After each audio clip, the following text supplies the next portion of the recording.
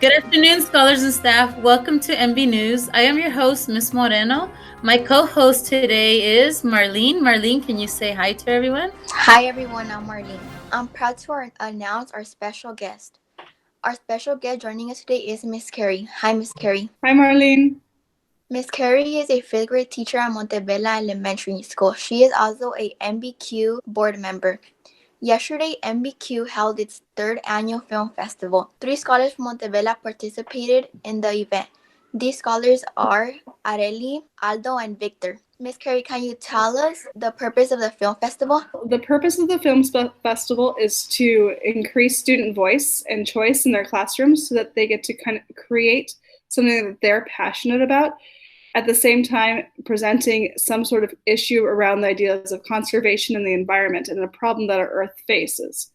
Because every year, our film festival is on Earth Day. I also want to take this opportunity and congratulating Areli, Aldo, and Victor. Miss Carey, what was your favorite part of the film festival? My favorite part of the film festival was seeing all the films that were created and seeing just how passionate and excited our students were about the topics that they had, as well as just seeing the creativity and how they presented. Areli, what did you learn? I learned a lot about satellites and how they're being cluttered in space and they're not coming back to Earth, and then they're all being pushed away into the graveyard orbit, and I think that's really bad because it's getting all polluted, and not only is the Earth being damaged, but also we are polluting outside of the Earth. Aldo, what did you learn? What I learned about making my film festival video was that there's a lot of greenhouse gases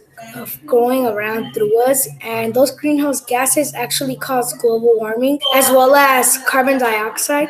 That's also affecting the Earth. If we don't do something quick, then the solar rays, I think they're gonna hit us. Victor, what did you learn? What I learned was lemurs help the environment by pollinating along with bees and other maybe some birds and other insects, and also that they might die out and become extinct. Anything else you would like to say? Well, I'll say something. I'm so impressed by the quality and maturity of our filmmakers and our teachers that have put forward the effort to make sure that this is an opportunity available to their students. And I'm looking forward to seeing what happens next year. And remember that even if you leave Montebella, you can still participate from whatever school you go to next. So I hope that you guys will continue your filmmaking endeavors.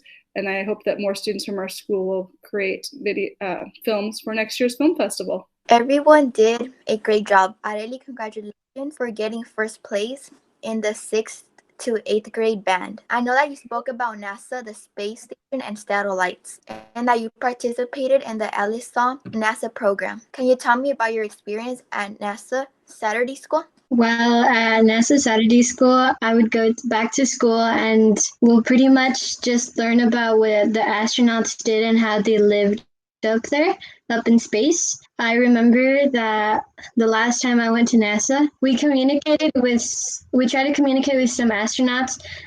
Some didn't work out and they didn't respond back to us, but one of them that did was Chris Hadfield.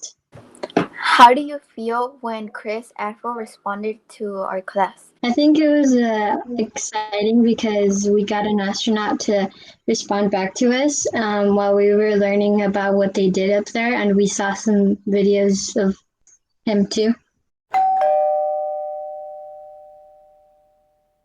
Our next guest is Maggie Malone. I want to appreciate you for bringing the NASA program to the Alisal Union School District. You're very welcome. Can you tell us about how NASA Saturday School started? The NASA Saturday Academy started from a partnership between the college and the Unified School District in Alisal, and how they wanted to bring an innovative program to the students that maybe don't have access to really cool programs.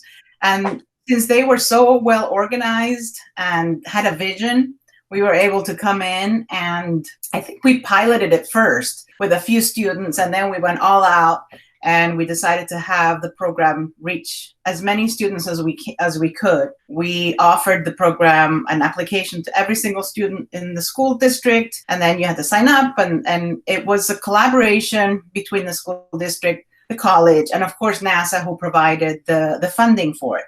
It wasn't a lot of funding, but from when we started, we had to be very creative in using the materials and what we had to offer. So we had to build partnerships with other agencies. So for example, we would provide the teachers, and somebody else would provide the materials, or somebody else would provide the teachers and we would provide the materials. And then we established a relationship with the school district that allowed to cover the cost of the program. So that way we started putting it together and scaling it and making sure that everybody had access to it. And the whole purpose of the program was to encourage students to pursue careers in STEM, in science, technology, and engineering, and also to focus on girls. And the NASA gave us the money, the funding for it, if we focused on minority and underserved students. And for us, girls are underserved and are minorities. So we had a special emphasis on having the girls participate. And it wasn't easy. It wasn't easy at all. It was very hard to convince parents that the girls could also be engineers or scientists. But at the end, we made it. I mean, we had 50% participation of girls and 50% participation of boys. And the program just started growing and growing, and to the point where other districts decided that they wanted to have the same thing that LSL had. So it became like a model of an example of success. And I talk about it all the time. I talk about it even until today, with all the things that you guys were able to do and to learn. And it especially shows on what you guys are doing right now. And hopefully in the future, you continue to have an interest in STEM and pursue a career that will take you to, who knows, maybe you could work at NASA too. You accomplished so much for NASA. Where do you work now? I still work at NASA. I work in a different capacity. So I work for a company called Peerless Technologies, and they are a very large government contract company, and they provide services to NASA. So basically, NASA, since it's a federal agency, it's restricted on the kind of things that they can do and the money that they can spend doing it. So education was very badly hurt a few years ago when they changed the budgets. So they couldn't, NASA can't, as a federal agency, do certain things in education, but they can pay a contract company to do it for them. So we work for Peerless, but we represent NASA. So I work with the Engineering Design Challenge program that is based out of the Glenn Research Center in Cleveland. And I do a lot of the training for the teachers that will carry out this Engineering Design Challenge as an after-school program. I train the teachers, I provide them with professional development. We do hands-on, just like the program that you guys participated in. And the difference is, this is all over the country. So I have traveled, I've been lucky enough to go to Virginia and Minnesota and Idaho and all kinds of different places to provide training so that this program expands around the country. And we just finished our round for 2019-2020 with over 300 sites that participated. So it's another project that needs to scale, but it's a lot of work, but it's a lot of fun also because I see the results in the students. So when I see these students, when I see them working, I go back to my SEMA and my MA days and I think they're gonna love this if they continue doing it and if they get exposed to it. So the purpose of my work is to continue encouraging students and mentoring them and the teachers to teach careers in STEM and to let them know that they can do it and that they can become the next generation of space explorers. Who knows? How did you feel when you went on Twitter and you saw that one of your NASA students, right? She was in my NASA class. You're the one that trained me. You had to do with it. And you went on Twitter and you saw somebody from the NASA Saturday School competing in a film festival. I almost had a heart attack.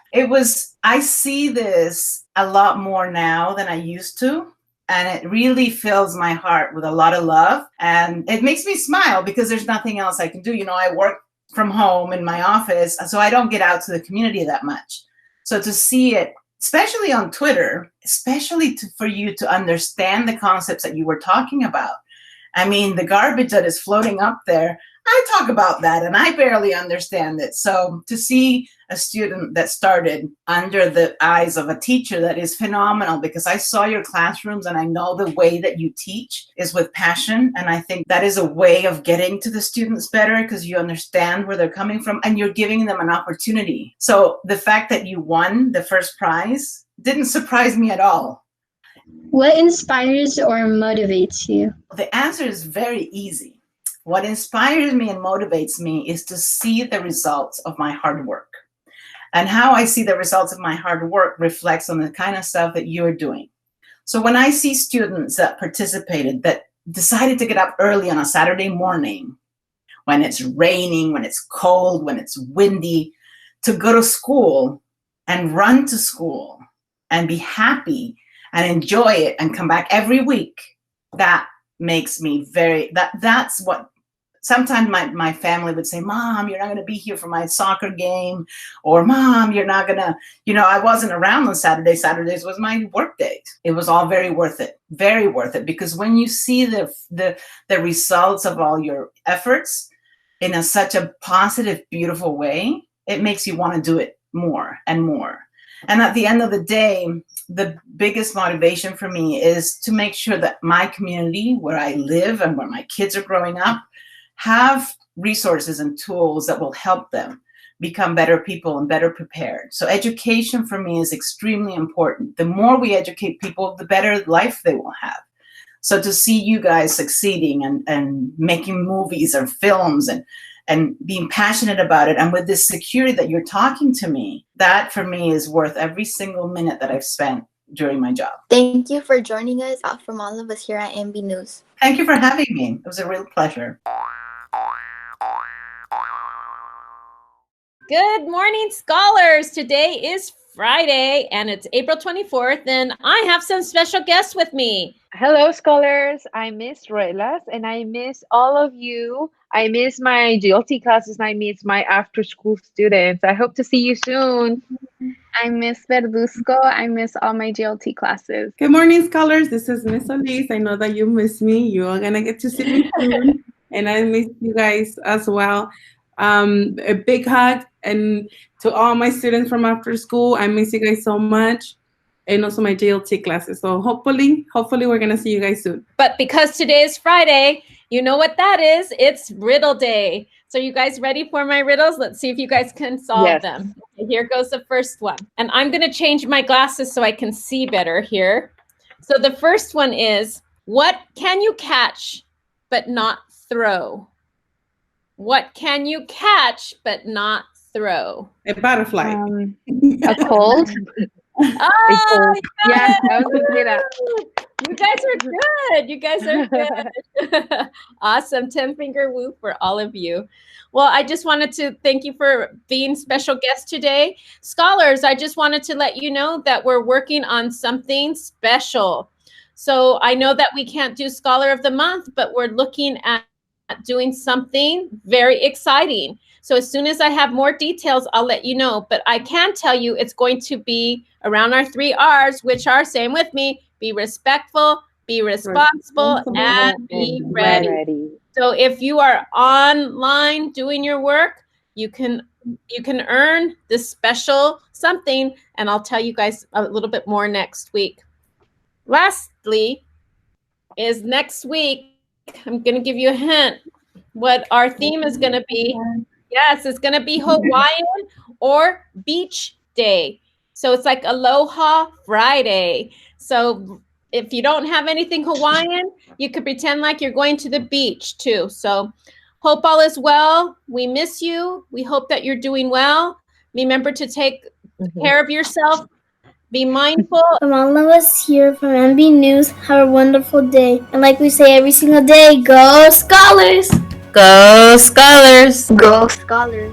Go Scholars! Go Scholars!